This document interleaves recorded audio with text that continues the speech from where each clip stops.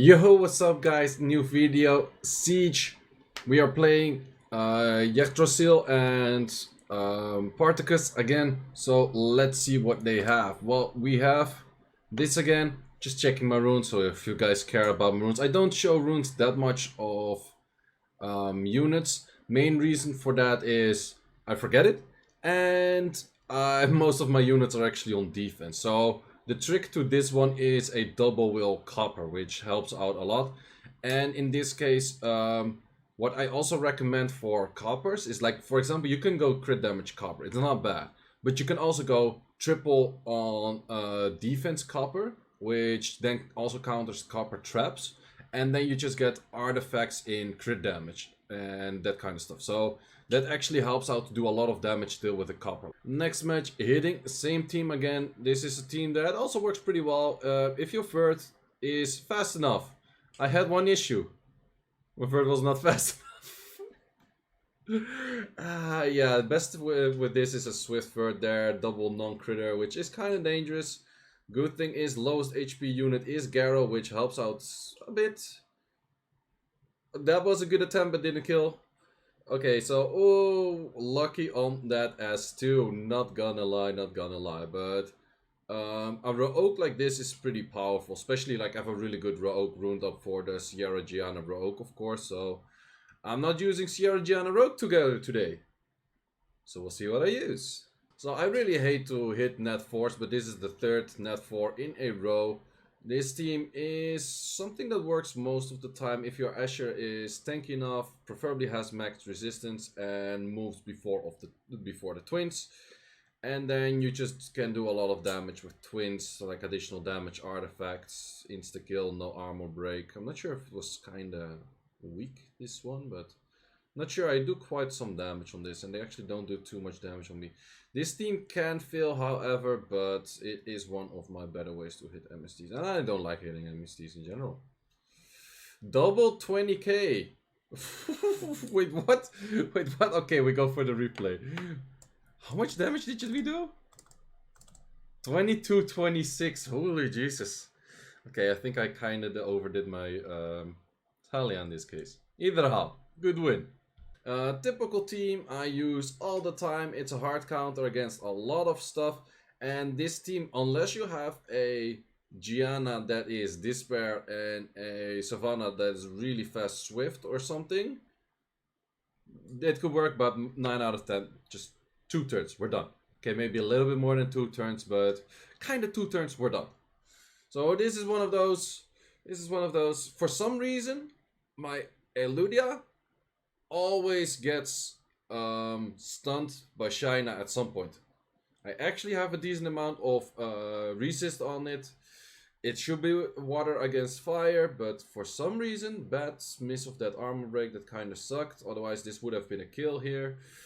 Procarino, extra turn, healing music, Chakram Crush. I always get to this point where she's stunned and then hella damage, more hella damage, hella dead. Yeah. Yeah, great. Yeah, Aegir can kill. Can Aegir solo this? Actually, this Aegir is very good rune, but it's Despair, it's not Vaio. If it was very good rune Vaio, it had better chance, but it's Despair. And there was one issue, was not despairing. Look, I really hate Despair, man. Like, for some reason, Despair doesn't work for me, and on me really does work. But we're actually, this Aegir is tanking like a boss, man. This Aegir is like, he's taking no shit. He's soloing that so far. But can you solo Triana with that Despair Aegir though? Issue is, if you have a Vio Aegir, you have chance to like proc out of stuff, get extra healing from the S3. But the issue is, if you glance on a Despair Aegir, you will never despair. And actually, I did have a lot of hits which were not glancing hits. Well, we had a lot of glancing hits too. But none of them were despairing. Also, I had like 4 glancing hits in a row right now. 6 glancing hits in a row right now. Oh, Jesus. I kind of see where a critter, but no no despair. 7 glancing hits. Well, 7 well, pretty much like what? 2 more glancing hits. Man. Okay, there we got a critter though. Another glancing hit. Glancing hit should be 50%, or am I crazy? Triple proc. or triple turn, or did he lap because of the sleep? I'm not sure. Yikes, more glancing. Yikes, more glancing. Okay, so I had glancing rate of like 70-80%. I think without it, even if I didn't despair, if I didn't have glancing rate of like 70-80%, I could have won, I guess. But correct me if I'm wrong, shouldn't it be like 50-50 for glancing rate? Oh, whatever. But that Aegir is pretty legit rune, the Alucia is pretty shitty, and the Bella was actually on the same runes as Asher was. I switched those runes over, and for some reason this team was just way better than the previous team that I hit. So they were using a lot of Thessarian Lulu with Tyrannies, which is a weird defense. I wouldn't necessarily say it's that good, but some of our people did have struggles with it somehow. But this is still like, since I cannot use the Rogue version right now, this is a very solid like offense in general, and I used it a lot before. My friend is actually currently slower than Sierra, which is actually pretty odd. But then again, it's not that bad to have, because at least then you can have like uptime of immunity, otherwise you just remove your immunity. And with attack buff, these S1 damage, like who gives a shit about bomb damage if like all of your hits are like 2Ks, even the friend is hitting like 1.5Ks. Everything just does too much damage. 1.6Ks on defense buff, no problem, no problem. That's a hell of that one though. That is a hell of that one.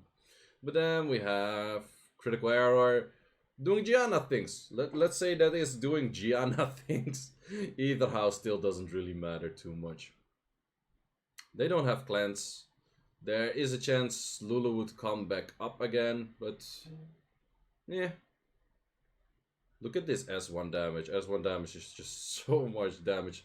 The only reason which made this team like really consistent and good was like artifact damage. Before, if I was missing bombs or missing strips, this team would hella die. Sure, I would use it all the time still. But it was a lot more tricky. Now with artifact damage, I'm just like 2 fingers up my nose and just chilling. Whatever, it's gonna be Gucci. This team pretty much... With the Rogue, it actually has more potential to lose, like if you miss bombs. But with like a little bit of sustain, this friend is decent rune. Very solid. So I already used friend. I do have a second friend. I could have used the second friend here, but I was like, let's mirror the Lulu. And since they get a lot of like buffs, you steal a lot of buffs, and Martina actually does more damage the more buffs she has stolen throughout the fight. But if you just one-shot pretty much everything, there's nothing to steal. It's also an option. That's, yeah, went actually a lot easier than I thought. My Martina and Shina shouldn't be having that much damage in current setup, but apparently Lulu went bye-bye, instant. And then the team I can't do without, it's literally, I use it all the time, every match, even into things that don't have too many buffs. It's just so solid to just S3, Reckless Assault, you just like get a bunch of turns. There's, because of the Vampire on the Molong with like additional artifacts of life drain, they barely do any damage. This team has no sustain. Like most of the time, if you want to use this team, just make sure you get rid of the sustain in turn 1. Like, so if you're fighting a Molly, if you're fighting a Triana, if you're fighting anything, get rid of sustain turn 1. And then it's just easy, smooth sailing. We can fast forward a bit. They do a little bit of damage. Nothing happening and easy GG. By the way, did I say that I really like this skin? This skin is dope. They also had a Hertite tower, pretty much full tower, but Hertite is one of those things I still hit with the Wusageni with Rika.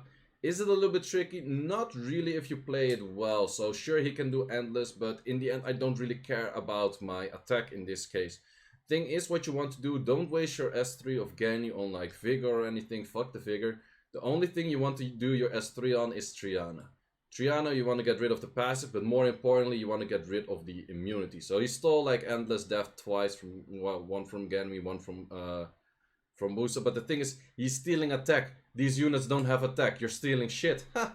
Joke's on you. Sure, he's stealing defense. He's gonna hit harder, blah, blah, blah. But at some point, there is this moment where there's no immunity up. You reset the Triana. You start landing dots. You only reset...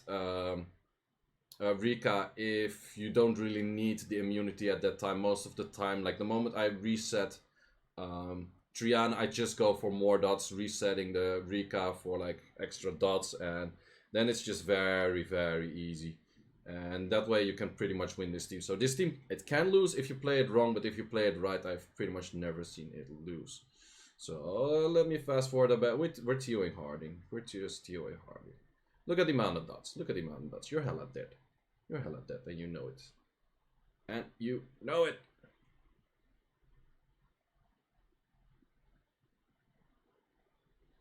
Ta-da. And then for the final fight, hitting the Terranese with the Tessa and the Lulu again. A little bit of a wonky team, but I was like, well, I think this works if you just annihilate the Terranese twice. I'm probably in a good spot. I can lower the Lulu with a Diana does a decent amount of damage, even if I get like S2'd, well the armor break, no not the armor break, the Oblivion by Tessarion could be a little bit annoying for the Diana.